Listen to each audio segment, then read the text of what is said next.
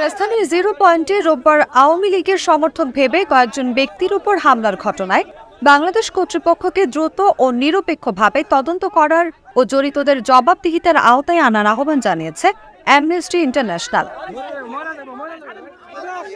মঙ্গলবার যুক্তরাজ্য ভিত্তিক আন্তর্জাতিক এই মানবাধিকার সংগঠনটির দক্ষিণ এশিয়ার আঞ্চলিক কার্যালয় এক্সে প্রকাশিত এক বিবৃতিতে এসব আহ্বান জানানো হয়েছে।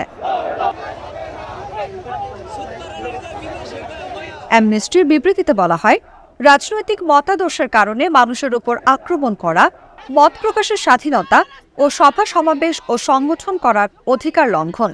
প্রত্যেক নাগরিক যাতে এই অধিকারগুলো রক্ষা ও পালন করতে পারে সেজন্য বাংলাদেশ কর্তৃপক্ষকে অবশ্যই পদক্ষেপ নিতে হবে।